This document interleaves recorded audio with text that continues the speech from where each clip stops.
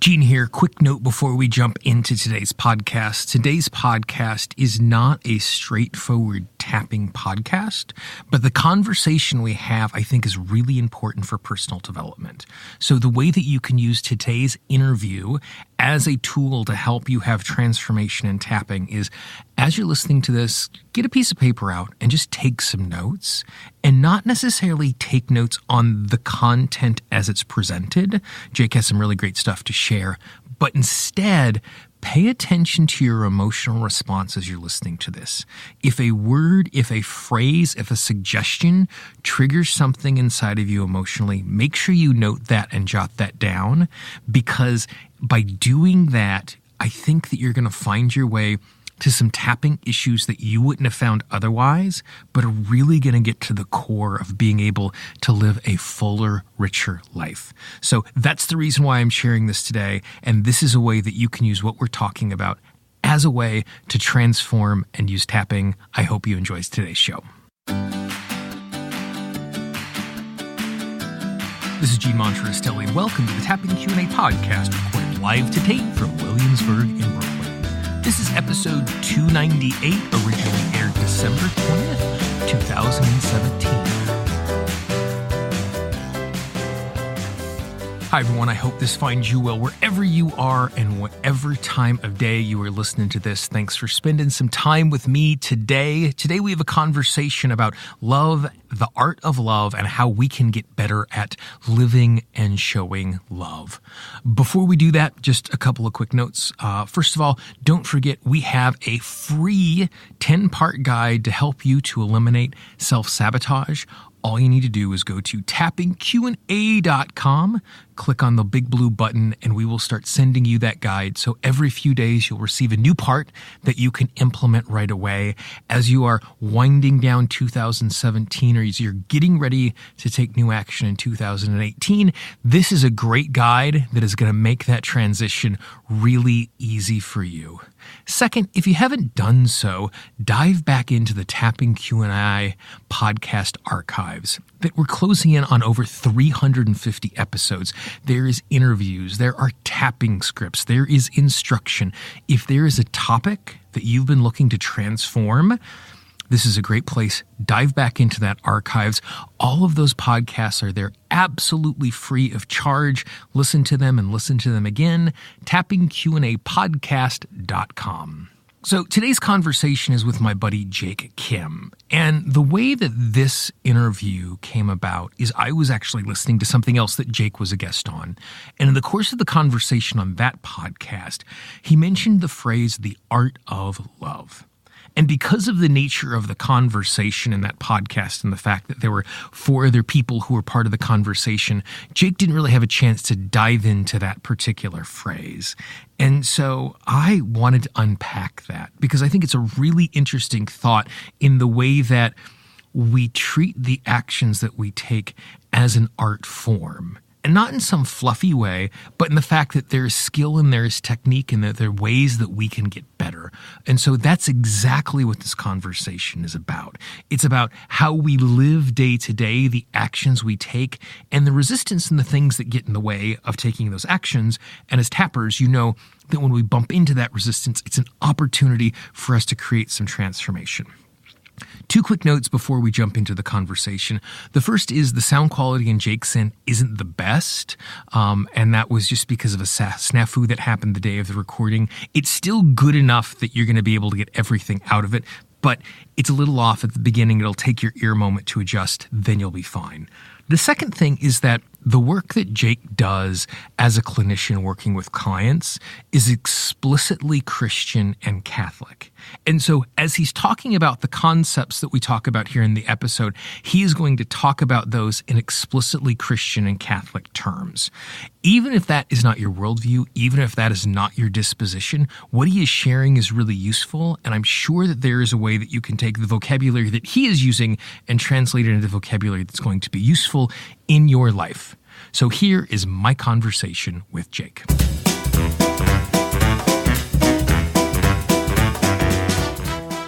So recently, I was, listening to something that you had produced, and you used the phrase "art of love" and "art of loving," and that phrase struck me as something that's just fascinating.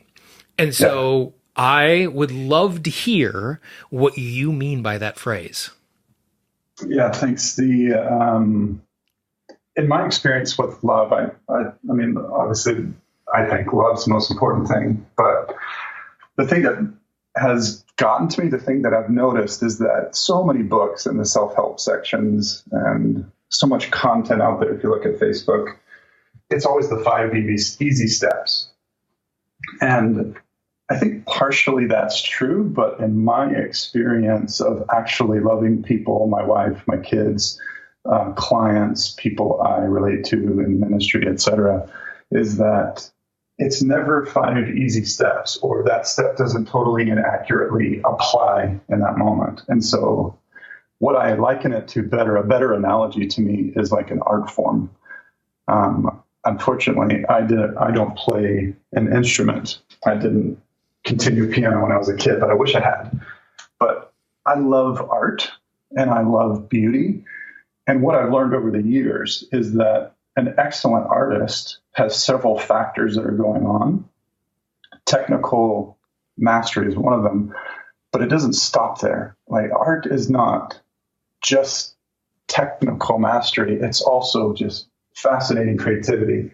So when I likened that to loving, I thought that's a more accurate description of learning how to love. It's like learning an art form, and it should be beautiful. One story that pops into my mind, my wife and I and her parents went to see the Canadian Four Tenors. And these guys were incredible. But just listening to them sing was stunningly beautiful. And in one part of the show, my favorite of the singers actually spoke about his vocal teacher who was in the audience.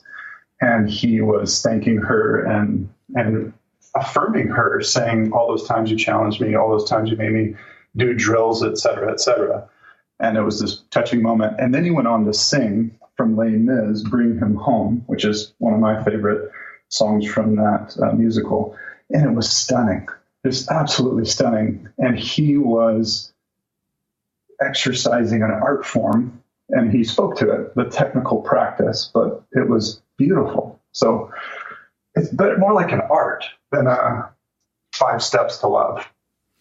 So then what else would be those constituent parts beyond technical mastery? Like, if you're thinking it's technical mastery of art, but what are the other things that are there?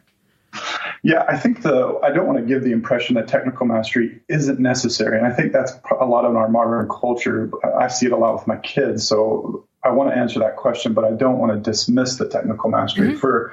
For the guy who's at the Four Tenors, or people that, I love the piano, I love instruments, that they spend a lot of time learning the technical mastery. But once they get it, then it goes to another level. Here's maybe another story that captures it. I was just doing a retreat with a friend who I've done things with, and he's a pianist.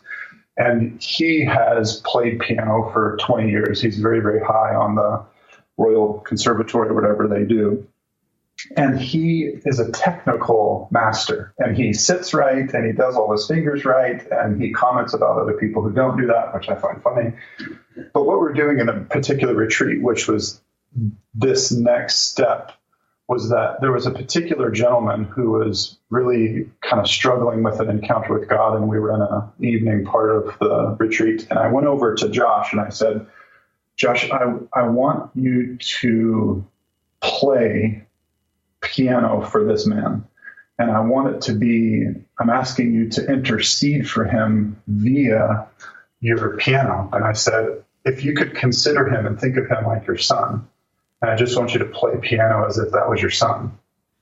And Josh said he instantly had a melody that came to his mind, and he began to play it. And what the beautiful part of it was, this gentleman who was struggling began to calm down as Josh played the piano. So Josh technically knew how to play almost anything, but it was creative, and that's the next step.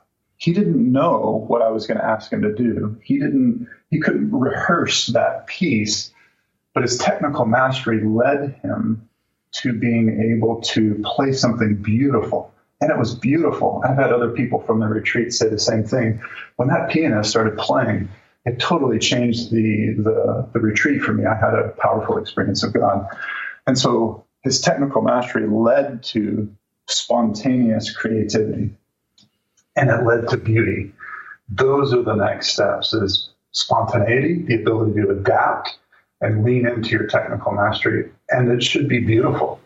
And it was. So so just kind of teasing these pieces apart. So there's the sense of technical mastery when it comes to creating art. There's the spontaneous creativity. There's a sense of beauty. Is there any other piece of this as from the point of view of art? Then we'll step into the conversation about love. Is there any other piece of it there that is left to kind of complete the whole in the process as you think about this?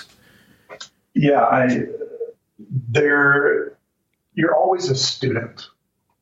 In other words, Josh or the Canadian tenor or myself and the little things that I do, you should. I think the great ones are always a student. And the language that I really like within that is apprenticeship. So we see it maybe in more of the trade works, but the idea and the concept of an apprenticeship was very common in history, where you sat under a master and learned their way. And so this is common in art and other forms of work and life, is that you apprentice under someone. And so I think it's essential with regard to the art form is that you realize you haven't arrived and you're willing and desiring to sit underneath a master who will show you how to improve and where your technical flaws are, et cetera. I mean, I love the fact that the best athletes in the world still have coaches. They admit they haven't arrived. LeBron James still needs people to help him improve, as well as the great artists have masters that they sit under. So that to me is the fourth category that's essential: apprenticeship. And so as you describe that, like I can see how that makes a great deal of sense when we're dealing with art.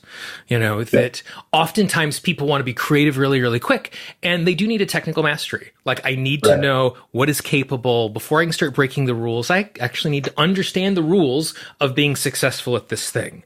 Exactly. I love the sense that you lean into the sense of spontaneity and just letting ourselves creatively go where we need to go in that moment, because what that allows us to do, particularly when creating art, it gets us out of this thing that's being created in end product.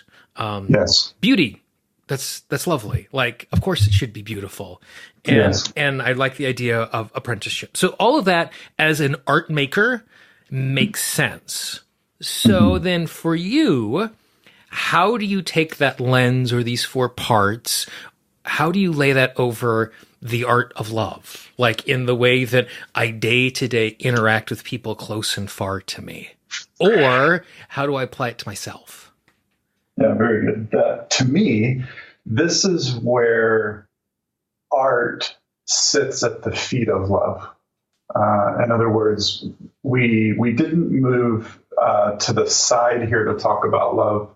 We went higher or deeper, however your analogy would like to work, in talking about love. So art is an analogy for love. So that, to me, this is the best place to end up. And so how it applies to love then is there's a technical truths about people, about love. There are things that are inherently there. A little phrase that I like to say to myself is there's a way things work. And that is present. It's universal. For example, people don't typically like to be randomly hit upside the head. That doesn't work, and that's across the board. So there is a technique to it. And that technique matters. It matters significantly. For example, using people, timing, being aware of how I am coming across to the other person. All those technical things are essential and matter with regard to people and relationships. And my background in psychology has taught me immensely about there's technique to this. There's things that are true with regard to being with people that work better than other things. And so that is the essence of it. And so instead of piano or singing or whatever, it's people. There are technical truths about people. It's essentially, the name here is called anthropology. So understanding what a person is and that they have a human nature. And that nature means things. The simple way to understand it is a tree needs 4 to 5 things to survive. And if you don't give or provide those 4 to 5 things to survive, the tree will not thrive. That's its nature, and it's technical. So water, air, sun, dirt. And so if you remove one of those, it won't thrive anymore. So that speaks to its nature. The same applies to people. We need things to thrive. And one of the most, or the deepest, I would say, is love. But that is too generic. It's a phrase right now that's just all over the place. What the heck does it actually mean to love someone? Because if you don't understand those basic answers, you can't get into the art form of how to do it, the creativity of it. You have to honor whom you're dealing with, or another way to put it, what you're dealing with. How I love a plant is very different than how I love a person because of the nature of the thing in front of me or the person in front of me. So as you describe that, I actually hear 3 parts to this thing that we'll call technique. The first is intrinsically who humans are. The second is how humans are in the world and are in community and interaction. And the third is how we communicate inside of that context. Nice. Yep. There's one of the things I think maybe this puts them all together is, here's how I explained it to my kids. I try to understand things simply. There's 2 basic questions that speak to the technique. One of them is, what are you? So the first question is, what are you? The second question is, who are you? Yeah. And so I'm hearing you describe through your 3 points there, those 2 basic questions. So I've done this actually with my kids. What are you? And interestingly, they had all kinds of interesting answers. But the essence of that answer, when I'm asking them, what are you? It's very simple. I'm a human. And that means things. And then I say, well, what kind of human? One of them is a male and the other 2 are female. That means things. And then I say, who are you? Now that is not an erasing of the first question. Right. It's a deepening of it. Now we're getting to identity, uniqueness, etc. So to do the technical well, you have to know the answer to those 2 questions to the person whom is in front of you. And then I guess the third piece to that I'd laid out in there is this, then how do you interact with that? Yeah, there's the art form. Because we all know people in our lives who are really good-natured, who do really jackass things that run people over in a way that at one end is just inconsiderate and at the other end is hurtful. Because they are not understanding just what basic communication looks like. And just because I understand that you are intrinsically this amazing thing because you're human. And in our circumstance, I know you as a friend, I know you deeply, I know your family.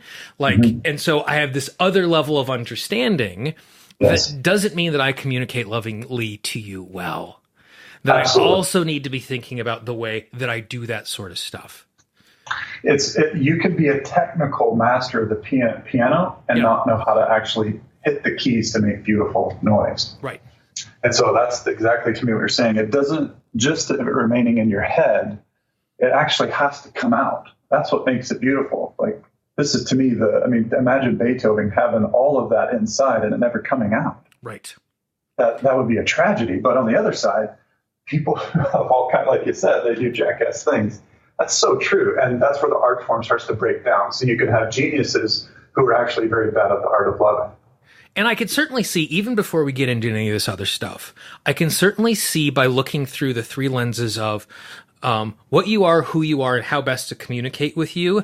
Anytime I'm in a situation that I need to communicate with someone else or I'm frustrated with someone else, before I respond, if I ask those 3 questions, then I'm going to be in a situation where even before we get to deep, meaningful connection, just communication and our engagement is going to be something that is so much more fruitful and so much more peaceful.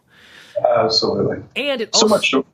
Go ahead. Well, and it also gives me the opportunity to recognize the places where I have resistance inside of this relationship and things I need to clear when I know what a human is and I think of you and those things don't come to mind. Absolutely. And it's now you're getting into it. Yeah. And it's like, oh, okay. So this is what I think of ideal human. And when I think of you, I think all of these nasty thoughts and how I want to slash your tires. It gives me the opportunity to recognize there's some real internal work I need to do before I engage with you. And that doesn't mean that I become a doormat to you and I let you run me over, but it gives me the opportunity to stand in a place of who I am fully when we communicate and engage as humans on that level, that is going to be one that is more useful for both of us because I can see who you truly are. Yes. That's the art form, is now it becomes multi-layered, and the analogy of painting or music or whatever is very applicable. You're doing lots of several things at the same time. That's what makes it beautiful. And it requires practice. It's not an instant thing. It doesn't just magically occur. It's something you actually have to grow in the art of and the skill of. And so one of the examples you're mentioning, which is something I would see so often in my clinical practice, is that people make the assumption that they know how to love well, and yet the person in front of them, whether it be a spouse or friend or family member, is giving them the feedback, this is not beautiful, to use our words we've been using earlier. This is not beautiful. It's not loving when you dominate the conversation and tell me that blah, blah, blah, or you criticize me regularly or to do jackass things. So the art form is very much acknowledging what in me, as it tries to come out, isn't technically aligning with love and isn't beautiful. Because the spontaneity requires those previous steps so that when you spontaneously act, it's more beautiful than less beautiful. Now, it's not about always having to be perfect, but there is a learning. This is where the apprenticeship comes in. We need to be under people who are better lovers than we are so that they can coach us and lead us into becoming better at this art form. And this is the fun part. When you actually encounter someone who's spontaneous and technically sound in love and communication, they are wonderful to be around. People love being around them. They're inherently attractive, not necessarily sexually, but everybody loves to be around them. Art is attractive, or love is attractive, just like art is. And so when you grow in the capacity, you can tell. It's beautiful. It's wonderful. It blesses people. Another analogy that came to mind, Heather and I, my wife and I were talking about this the other day, and I was mentioning that I'd be sharing and talking about this, and she said, yeah, it's like when I know that I need to make Judah, that's our son, he loves warm scones when he comes home from school. And we started chuckling, and Judah was actually in the room, and he started laughing, and he went, yeah, warm scones after school. and as I thought about it, I went, that was Heather depicting the art of loving well. She technically knew, one, how to make the scones, but she knew that Judah loved them. She knew that it would bless him. And so she went out of herself. Maybe she wanted to do something else at the time, but she thought, I understand what Judah is, and I understand who Judah is, and I'm going to communicate to him beautifully how much he matters to me. And so she put all of that together and spontaneously went, scones for Judah. He's coming home from school. This actually happened a few days ago. He came in the door and went, oh, it smells so good in here. And it was beautiful. It blessed him. He loved it. So there's all of it together. And when we're trying to work at the art form, there are times where we'll miss, where we won't understand or our spontaneity was off. And so there's a regular continual maturing in the art form and growing. But again, when it's done well, there's nothing more beautiful than that. So it sounds as if the sense of spontaneity is, it's mostly giving ourselves permission to just give in to our natural impulses to recognize you as worthy and valuable. It is. To me, that'd be a starting point. It's a bit more technical than that because the actual action of it, the activity of it requires capacity and a knowledge of what to do. I can simply acknowledge that Eugene are a good man and worthy of love. But what do I do now? How do I show you that? There's where the experience and practice and, Gene likes this. So I know for you, you like international football, like we call it soccer in North America, but it's called football. So to go, if I thought, how could I bless Gene? I'm going to get in tickets to the World Cup, or I'm going to meet him at the World Cup somewhere. That would be loving because it's honoring to you as who you are, et cetera. But if I don't even know how to do that, I could just go, Gene's a great guy. But that doesn't get me anywhere. That doesn't take me very far. When I master it, I know you, I know what to do, I know how to navigate it, and then that would be beautiful. And I think what's really interesting and important inside of that is you're identifying the fact that it's not about what I want to do for you, it's about what is useful to you. John Hodgman, who hosts the Judge Hodgman podcast, talks about this idea of offering help in the way that you were asked, not offering help in the way that you want to help. Very good. And being very, very aware of that.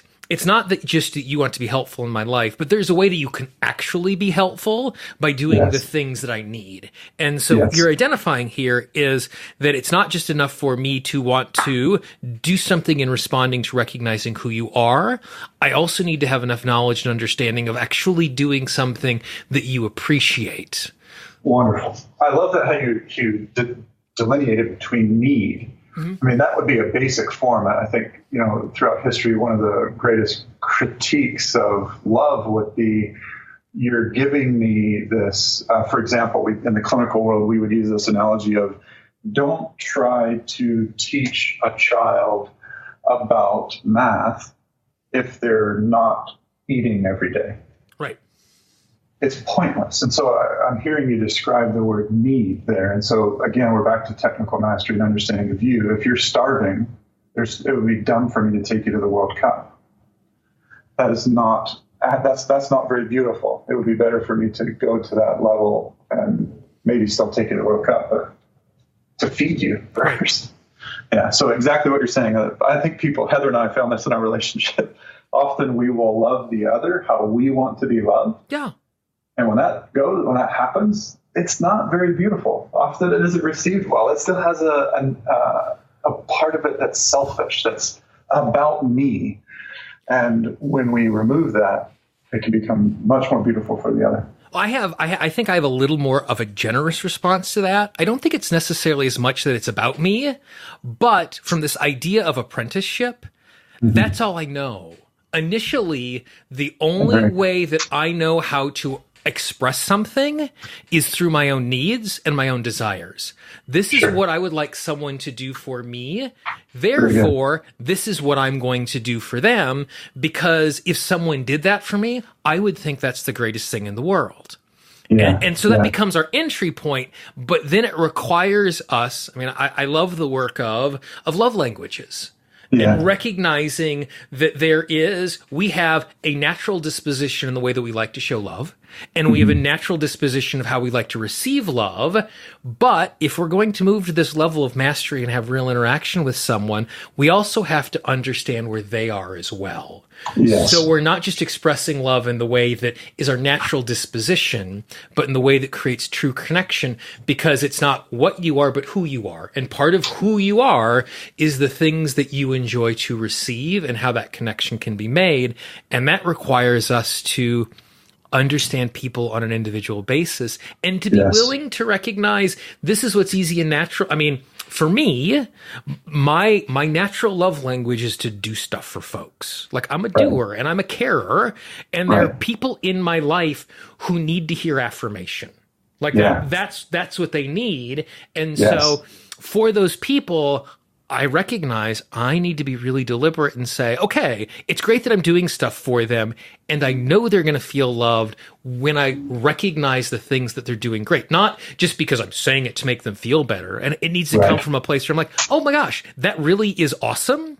Yeah. But I need to be open enough to recognize that and then express it, because that's where that art comes in. Yeah, absolutely. I think that's great. As I'm trying to, here are two things. As we're actually talking right now, and there will at some point be an audience that listens to this, that what I love about the art of loving is that it's always happening. Mm-hmm. It doesn't ever stop, which becomes, depending on your experience and desire to engage in this, either horrible or incredibly wonderful. So just as you're talking, it's coming to mind something I call immediacy. There's always a present moment. And if I'm attuned to that present moment, the art of loving is asking or desires or wants something from me right now. So I thought, as Gene's talking, the art of loving, a good loving response would not be to go, "That's stupid, Gene," and move on. I think that's ridiculous. You're a moron, right? But people do jackass things like that. But the point is that in the moment, it's always live. That to me is very exciting. It makes an adventure of it. And so as I was thinking just a few moments ago as you were talking, I was trying to listen to you on behalf of the people who at some point might listen to this. And I think the thing I wanted to say to them from our point of view is that I don't in any way want people to hear an all or nothing concept here. Because I think people fall prey to that where I'm either perfect at it, and if I'm not perfect at it, I shouldn't even do it. And that is not the case, and that is not true. It's, at some point you might only be able to start out drawing a stick figure, and you're not Rembrandt yet, but that's okay. It's better to start at doing the stick figure as best and well as you can to grow instead of not doing it at all. And I think people get afraid on one hand and they don't engage in it, or they're too arrogant and they think they're great at it. And so I don't want people to fall into an all or nothing mentality of, oh gosh, I'm not very good at that, therefore I should kind of hide. No, that's not the point. It's acknowledging what our level of mastery is and then being okay with improving. That's, you said earlier, that's to me the process of loving ourselves. So inside of that, I guess that really leans into this idea of apprenticeship. Now, like I'm picking the ukulele back up again. And I know that I'm going to wander over to the Williamsburg Music School, and they have weekly classes for adults to play the ukulele. Apprenticeship for the ukulele is a really simple thing for me to find. Yes. How? I mean, literally, like that kind of stammering that's here. Like, how do you find? Where do you look for this apprenticeship to continue to learn and master this art of loving? Excellent. I think there's several layers to that. One is whom in my life is very good at this, and most of the time, those people are willing to, quote unquote, take on students. And so a quick examination of life. Who is really good at this? Who's excellent at this? I have a very good friend whose name's Pete. He's a clinician as well, a psychotherapist, and he's very, very good at loving. And so it just so happens that he's a friend, and I will fully admit, at times I am his apprentice, and he would say the same of me, that we apprentice under each other. In other words, I'm always willing to learn and always willing to be taught. So it's not like you have to go and sign up for a class, although you might. Ideally, that would be what's going on in our churches these days is, how to love well. That's the program. That's the Bible study topic that we should be doing in churches is how to do this well, how to love well, spiritual discipleship formation. But who in your life is good at it? And then ask them a couple questions. Now, there's apprenticeship occurring. That's at one level. I think at other levels in our Christian tradition and being Catholic, just not even Catholic, but in the Christian tradition, the greatest master of all time is Jesus. He is the master of love. He is what all the other masters, he's whom all the other masters have studied. And so the beautiful part of that is that Jesus is the teacher and the master class of love. And he's always taking students, not students in the case of, and this is where people's false impressions of God come in, taking students so as to condemn them or get upset at them. No, that's not who Jesus is. He's the master. He's the master of love. And so he's always taking students to love them well as to show them how. To me, that's incredible that the master of all masters, right, the Rembrandt, the Beethoven of love, is always and ready and willing to take me on as his student. And I get to be a disciple of him. That takes us to a whole nother level. Jesus knows how to love this person right here, right now. And my relationship with him as his apprentice, he will, over time, grow me into being a better artist like him. So on the actual kind of tangible, that neighbor or that friend, yeah, but also Jesus. He's the master. We get to be his apprentice too. So you said when dealing with someone who is in close proximity to you, the first thing that you do is you ask them some questions. Again, what are questions we ask? How do you engage in that conversation? Boy, you're really great at loving, Jake. Teach me how to love. That's kind of an awkward conversation starter. Awkward, so what does a conversation like that look like? Well, one thing to that question is that if you actually pick somebody who's good at the art, they wouldn't be bothered by it. Of course not. The awkwardness. That's right. Yes, that is true. They would just engage in and lean back and try and figure out what you're trying to do. Yeah, but you make a good point. So here's back to the technical. Let's break it down. Right? You can break it down. One of the things that you said, just one category, and there are multiple categories here, but one category is communication. Mm-hmm. So who's someone in your life that's an excellent communicator? Even more specifically, who's someone in your life that's an excellent listener?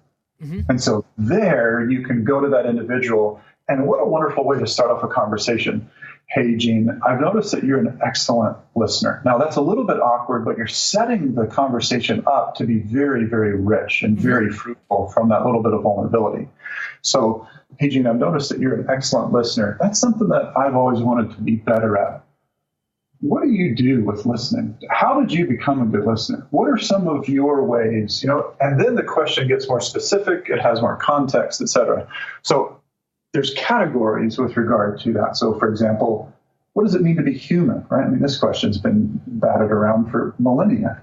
So diving into experts of humanity, then beyond that, breaking the category down further, diving into experts in communication, experts in listening, experts in conflict resolution, experts in marriage, et cetera.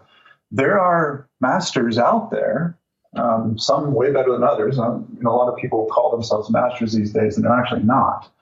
You can get a degree online that doesn't really mean anything. Not to say that letters after your name make you a master in something. Pete, one of my good buddies I mentioned earlier, he has this cool phrase that he borrowed from Einstein, which I think it was Einstein, said something to the effect of, when information that you know is actually lived out in experience, you now actually have knowledge. And when that knowledge is deeply integrated into you and your heart, you have wisdom. And so there's a progression there. Mm-hmm. And so just because you have these components, it actually has to be in real life. So what's the question? What's an area that I struggle with? What's something that I'm not so good at? And then who in my life do I notice that's good at that? So in my world, something that I know that can be a struggle for me is thinking about the other person for their sake. I struggle with selfishness. Now, that's a first step, is noticing that I have that flaw or that dilemma that I need to work on. It doesn't make it beautiful when I try to love Heather well or the kids well, and it doesn't come out and it doesn't translate well. It's not as beautiful as I long for it to be. Well, there are other people in my world. A friend of mine named Catherine, she's 7 to 10 years older than me, is almost like a big sister. She is excellent at thinking about other people's needs. And I've actually gone to her before and said, okay, help me try to love Heather well. What should I do here? What should I do there? And so I have this coach, in a sense. Catherine's extremely joyful. And so I've actually called her, you're my big sister, joy coach. She's always happy about everything. And I'm like, you're a bit weird. But anyway, she's truly happy about almost everything.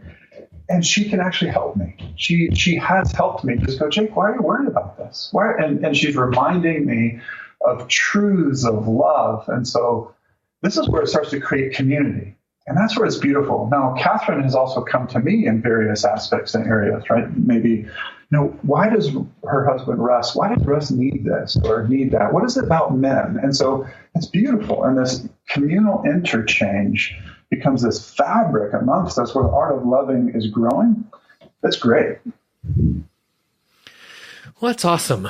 I think there's more questions than answers over the course of this conversation. Sure. But I think creating this really specific lens of looking at love as an art form, it gives us the opportunity to really evaluate the way that we're interacting with others and the opportunity to transform the way we think about this. So I appreciate your time, Jake, and wrestling with these thoughts with me. Thanks a lot. You're welcome. So I don't know about you, but I found that conversation and that disposition really fascinating. I'd mentioned that I had heard Jake talk about this a little bit before the interview. When we did the interview, I really had no idea what was going to unfold, and it was super fruitful.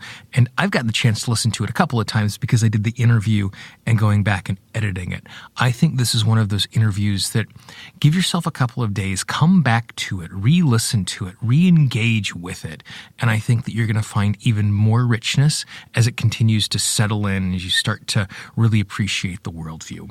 If you'd like more information about Jake and the amazing work that he is doing, all you need to do is go to tappingqandapodcast.com, click on the link for episode 298 at tappingqandapodcast.com. You can find our entire archive, over 350 free audios that are waiting for you. Check them out, share them with your friends. There's just some great stuff that it would be really unfortunate if you were looking to make some transformation in your life and you miss the opportunity to take advantage of these great resources that are there free of charge. Don't forget to sign up for our 10-part guide on how you can use tapping to eliminate self-sabotage.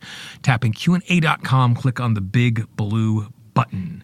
You can find the Tapping Q&A podcast in Apple Podcasts, Google Music Play, TuneIn, Stitcher. We're over in Spotify now.